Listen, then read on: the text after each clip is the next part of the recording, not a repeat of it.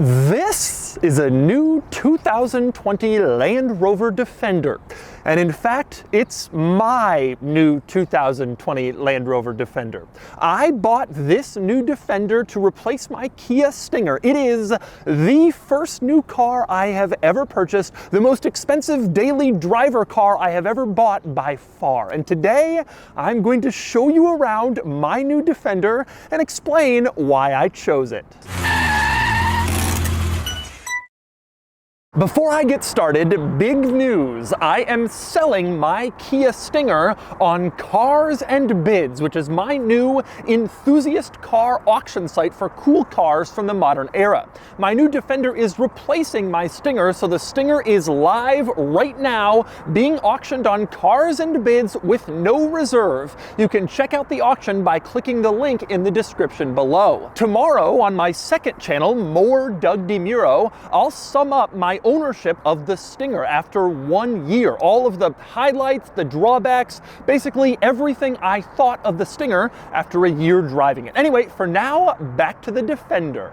So let's talk new Defender. As you all know, the new Defender has been big news in a year of big news for off-roaders. The new Ford Bronco, the new electric Hummer, and the continued massive success of vehicles like the Jeep Wrangler and the Toyota 4Runner. But the Defender has been a bit controversial. Unlike the Jeep and the Bronco, Land Rover chose a more modern direction for its iconic Defender brand name. This decision has upset a lot of people who own the old Land Rover Defender, the original, who wanted the new version to be more old school, more rough around the edges, less modern.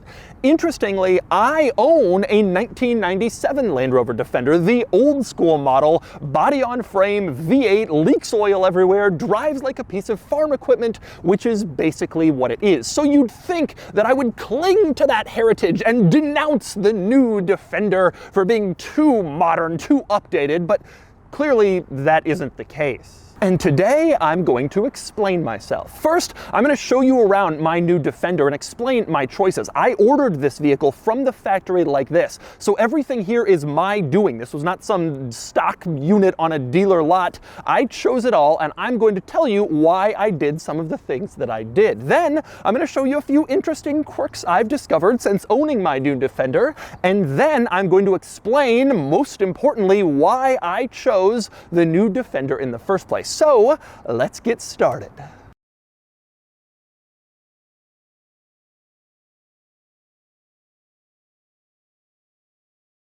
All right, I'm going to start off by showing you around my new Land Rover Defender, showing you some of the options I chose, the decisions I made. Like I said, I ordered this car, so I chose all of this stuff. And I want to start with the color. This is Pangea green with a white roof. You can choose the roof color. It can either be body colored like the green or white, or I think they offer black as well, but I went with white. Now, as for the body color, Pangea green, I always get my cars in the press color, the original launch color in all the ads, the Instagram posts, the posters. And if you look back through my prior cars, you will see that I always do this. The red Kia Stinger, the blue and white Dodge Viper, the yellow Land Rover Defender, the blue and white Ford GT, and now this and many others too. I just think that color always looks the best, and because it's in all the photos, it's how I come to see the car. And in the Defender's case, that meant green. As for the white roof, that is a nod to the old school Defenders. Defenders in the 80s, the 90s, regardless of what body color they were, they often had a white roof, so I chose that to kind of recall the old school Defender. And I think the combination of green with the white roof really does look fantastic. Next up, let's talk wheels. These are 20-inch alloy wheels. Now, I really wanted steel wheels. Really wanted steel wheels. I felt it really gave the Defender sort of a cool work truck off-road utilitarian vibe. I couldn't believe they offered steel wheels in 2020 on a new Land Rover. I wanted them so badly. And in fact, about 80% of my email correspondence with the dealership where I ordered this car was about the steel wheels. But Land Rover doesn't offer the steel wheels with the 6-cylinder engine. The reason is the 6-cylinder requires larger brakes, and the steel wheels don't fit around those brakes, and so you have to get alloys. And I went back and forth on this for so long, absolutely agonizing agonized over it because the Steelies look so good, but in the end I chose this wheel. Now I think the new Defender has some truly terrible wheel designs, absolutely awful, and I think this is really the only good looking wheel aside from the steel wheel and the larger 22-inch wheel, but that's very expensive and you can't really take that off-roading, so this is the one I went with. I think it looks great, but all the other wheels are a disaster, especially the wheel in the HSE trim level, this one. You're supposed to want this wheel more than the one in mine, the SE model, but I hated this wheel design so much that I actually avoided paying more for the higher trim level, and I went with these instead. I really think this is pretty much the only great wheel design in the new Defender, aside from the fantastic Steelies, which unfortunately I couldn't get with the 6-cylinder. So you're thinking, okay, well, why don't you just get the 4-cylinder engine and then you could have your steel wheels? And I considered this for a long time. In fact, I originally ordered my new Defender in a totally base spec, ultra low option configuration with the 4-cylinder, the steel wheels, all of the off-roading accessories, and nothing else. Cloth seats, front bench seat, steel wheels. It was a total stripped down build with a sticker price of under $60,000, which is pretty impressive for this vehicle. That's basically no options. But then I drove the 6-cylinder version. I reviewed it a few months ago, drove the 6-cylinder, and it was fantastic.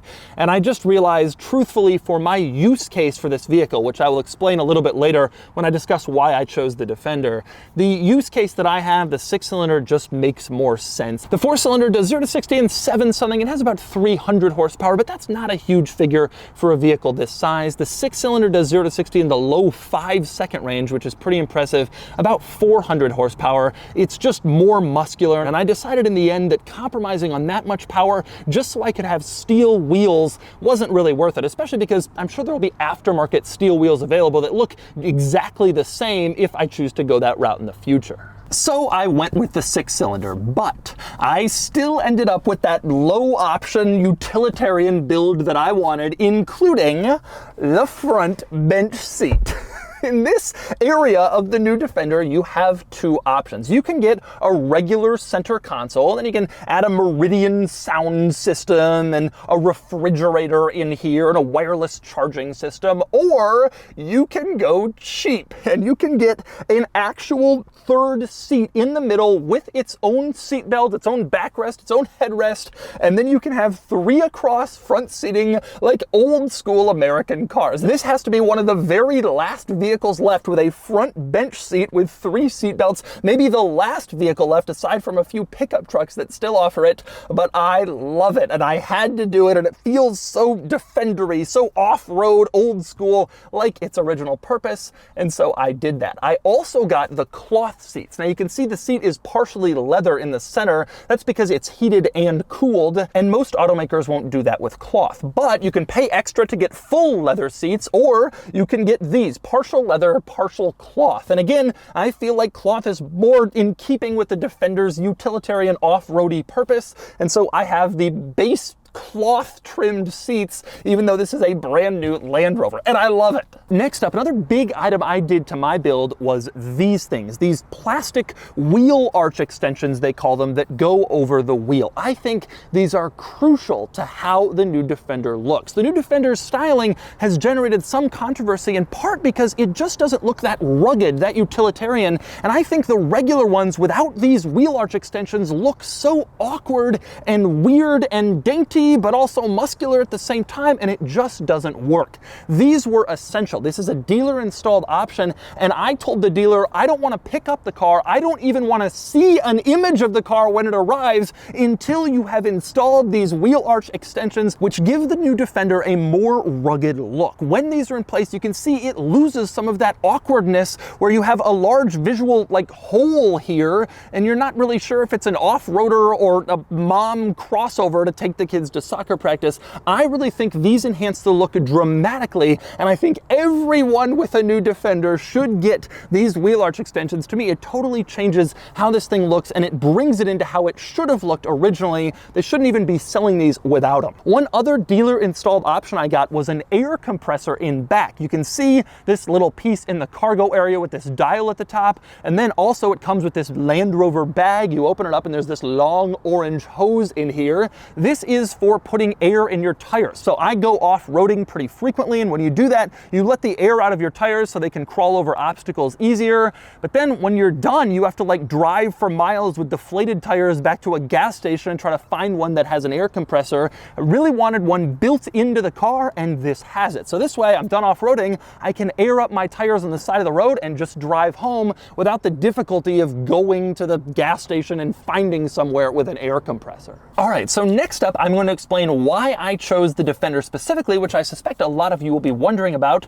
But first, I want to show you a few interesting quirks I've noticed since owning the new Defender. I did a full review of the new Defender a few months ago where I showed you all of the quirks and features, but after owning the car for a bit, I've come up with a few more that I hadn't noticed. But I want to start with the front bench seat, which was not in the Defender I reviewed. I want to show you how it works. Now, when it's down, you can see it's just cup holders. Frankly, one could mistake it for a center console. It looks pretty standard, but you push it up and then it is in fact a seat. Now you can see at the floor, you don't have a lot of foot space here. This isn't really meant for a large, full-sized adult. It's more of a kid place, or maybe I'll put my dog up here, but it does have a plastic floor, so when you do have your shoes down here, it won't get something important muddy like carpet. Now, as for the seat itself, if you want to put it down, you pull on this little loop next to the bottom of the seat, and then you can fold the backrest down, and then it goes back to being an armrest and cup holders. When it's up, you can see it is quite tall. So you may be wondering, doesn't that just block your mirror so you can't see anything? Which is true, except that I got the clear sight rear view mirror, which means the mirror is actually just a camera mounted in the back of the car. So I don't see this seat blocking my mirror, I just see what's behind me, meaning that I can have someone sitting here fully blocking what would normally be your vision out of the car, but I can see just fine because of the mirror camera. I love this mirror camera feature. It was crucial to me when ordering the new Defender. I really wanted it, and I'm thrilled that I have it. A couple of other interesting quirks I've noticed. One is at night, when you open up the doors, this is the projection onto the ground, like a square that says Defender with the Defender facing forward. This is ridiculous, and these projections on the ground have all gotten stupid, but it is a nice little gimmick that reminds you of your Defenderness when you approach or leave the vehicle at night, and I think it is kind of cool, if a bit over the top. Next up, another feature that was really important to me in the new Defender was something called wade sensing. I decided if I was going to get the new Defender, I would want to get every single off-road option, and so I did. And that includes wade sensing, which will measure exactly how much water you are currently in if you're driving through a little lake or a stream or whatever. It will tell you how high it is up on your new Defender, so you can figure out if you're in danger of going too high, and that way you don't flood the engine or destroy anything, because it is literally sensing your water depth as you were driving through water, which is a really, really cool off-roading feature, except that I now live in Southern California where there is no water anywhere you go off-roading. In the past, on the East Coast where I used to live, you would go through water when you were off-roading. It would be very helpful, but now maybe not so helpful. Still, I wanted it because you never know. I do off-road, and I will be taking this off-road. I figured maybe it will be nice sometime in the future if I'm ever somewhere where there's water again. Next up, some more quirks I've noticed are back here. For one thing, the new Defender has a swing out tailgate. Most vehicles that have a spare tire mounted in the back do have a swing out tailgate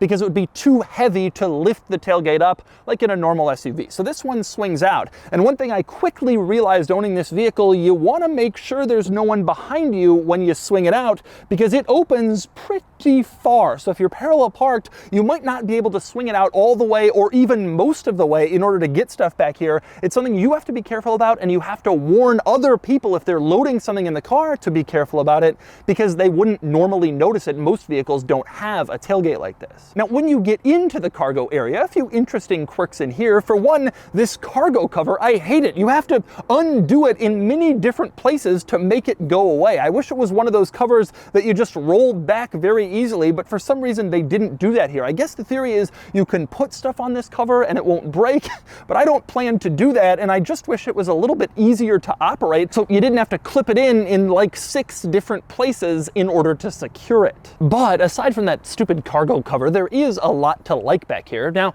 by getting the front bench seat, I couldn't get the 3rd row seat in the back, which I think is a big mistake. Land Rover makes you choose whether you want the front bench or the 3rd row. I want both. Why can't can I have an 8-seater new Defender if that's what I want? I think it's a crazy decision that they make you choose, but I chose the front bench mainly because the third row seat is pretty cramped in the back of the new Defender. Very, very small, mostly just good for kids. That's also true of the front bench, but at least that has the novelty factor. Anyway, I mentioned the third row because the Safari windows are back here. You look up from the cargo area and you can see these windows that are like in the roof pointing out to each side. Now, if you have the third row, your very backseat passengers can enjoy these windows. They'll think they're really cool, but even without it, everybody who gets in this new Defender remarks on how much they love these Safari windows in back. I think it's a really cool feature. I'm so glad Land Rover brought it back, and I think it's just awesome. All right, next up, I'm gonna move on to the more important part, maybe the most important part, which is,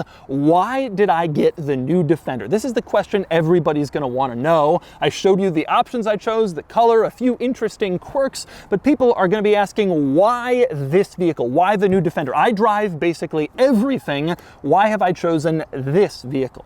Well, obviously it started because I have the old Defender. So like a lot of Defender fans, I was very curiously awaiting the debut of the new one, which happened about 1.5 years ago. At the same time, I love boxy SUVs. In fact, when I bought my E63 AMG station wagon almost 4 years ago, I mentioned in that video that what I really wanted was a boxy SUV with modern technology and good fuel economy that drove kind of like a car. But at the time, it didn't exist. No one was making that sort of vehicle. And boxy SUVs in general aren't really being made anymore at all. But I love them, and you can see that in my car history. My current Land Rover Defender, my Mercedes G-Wagon Cabriolet. I had an old Mercedes G-Wagon years ago. I had a Range Rover Classic. I had an 06 Range Rover, all boxy SUVs. And I personally don't love the look of all these new sloping, swooshy lines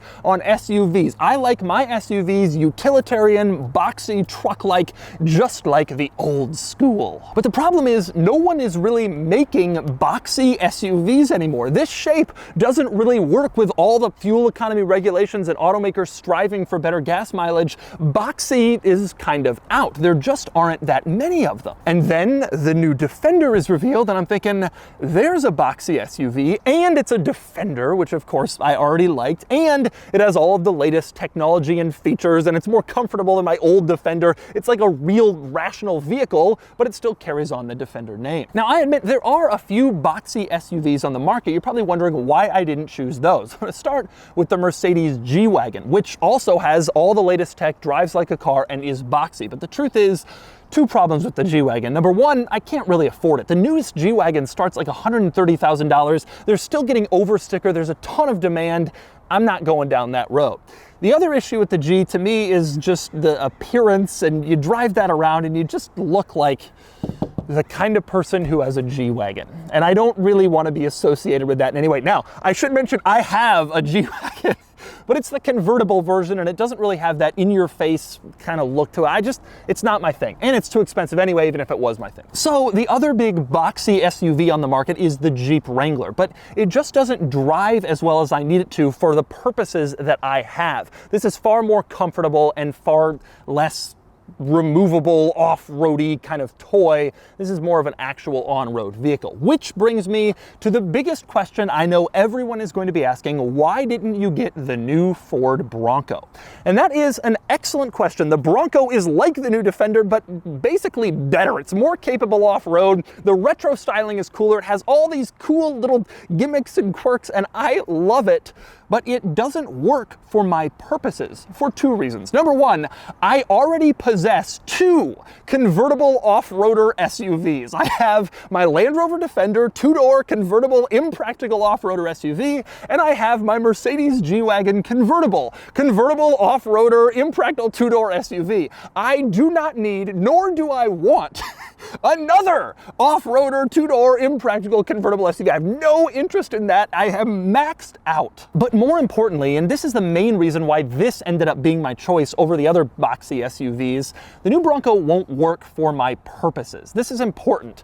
I use my daily driver vehicle for basically one thing, and that is to drive all over Southern California to film these videos. I can spend some days 6, 7, 8 hours in the car, driving 4 hours one way, filming, and then driving 4 hours back. All over Southern California, I've gone to Las Vegas, hours past Los Angeles. It's very far. I need something that is comfortable, that is high-tech, that is smooth and luxurious. I am in the car a ton, and I do not want the new Bronco, which I know will be wonderful as kind of an off-roader toy type vehicle, but I need a capable on-road, nice, smooth, luxurious car, not something that's completely removable. I think the Bronco will be a great off-road fun toy, but for long distance driving, which is pretty much all I need, I don't need that. And that's the same reason why I didn't get the two-door new Defender. It's not out yet, but even if it was, I would have gotten the four-door. I wanted something that was more practical, more daily usable, and that's what this is. Now, I suspect most of my viewers will understand that aspect of my purchase, but a big question you might have is, why did I spend so much money on this vehicle? The sticker price was around $73,000 for the new Defender as I built it. And I have previously made it clear that that is well in excess of my usual daily driver car budget. In fact, when I bought my Kia Stinger, I mentioned that $40,000 was kind of my max. I always felt like 40 grand, you could get everything you want, new or used, and I've never really gone higher than that for a daily driver car. I have spent more money than that on fun sort of second weekend special cars that I know would preserve their value. But for a daily driver car to spend $73,000 plus taxes, it's insane. It's a terrible financial decision, and you will get destroyed on depreciation, and I have always rallied against making decisions like that. There is only one way, in my opinion, you can justify reasonably spending that much money on a new car, and that would be if you plan to own it for a long time. And I do. I know people are gonna say I'm crazy for buying a first year of a new Land Rover and thinking I will own it for a while, but I promise you I will. The original warranty on this car is 4 years, 50,000 miles. I bought a Land Rover extended warranty for 7 years and 100,000 miles, which is always a terrible idea because nobody keeps the car that long and you end up just wasting your money, but I won't. This will be my daily driver through the conclusion of that warranty.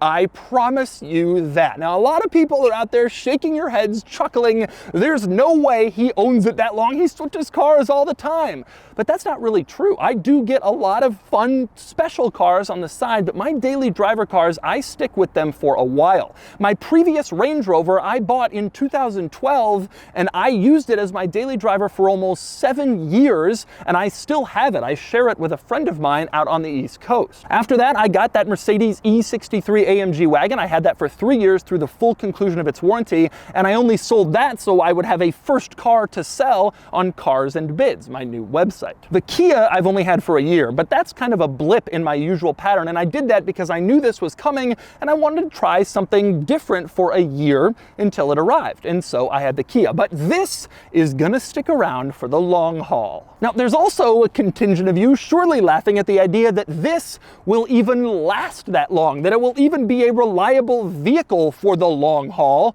and I'll probably just want to ditch it. And I'm very aware of the problems that TFL is having with their new Defender on their channel, but I'm not particularly worried about it. Remember, this is my 4th Land Rover. I had a Range Rover Classic, which was a disaster. I had an 06 Range Rover, which was pretty bad. I have my Defender now, and now this. I know what to expect, and I am warrantied up. Bring it on. This will be my vehicle for years to come, and I'm covered if anything happens. Not too worried about it. Those are the two big factors that contributed to me choosing the new Defender as my next car. It's a boxy, utilitarian, capable off-roader SUV like the old Defender, but it's also more luxurious so that I can drive it long distances when I need to. And the other big one is I'm gonna keep it for a long time so I can justify spending all that much money on a new car. And indeed, a new car. This is my first ever new car. My Kia Stinger, I was the first registered owner, but the car was about 2 years old and they had started the warranty like 1.5 years before I bought it. So it wasn't technically new, but this is, picked it up with like 30 miles on the odometer, and that's a really cool feeling. And by the way, I do want to give a thank you to HOEHN Jaguar Land Rover in the San Diego area, my local Land Rover dealership actually here in Carlsbad. They held my hand throughout all of my questions about the options ordering process, and there were many of them. They ordered this car a long time ago. We waited through COVID as production was delayed. Then it finally shipped. It finally arrived. They didn't give me some big discount to say this or anything, but they did have excellent customer service, and I really appreciate HOEHN Jaguar Land Rover. And here is a picture of me taking delivery of my first new car ever, my new Defender. It was a very, very happy day. So thanks again to HOEHN Jaguar Land Rover.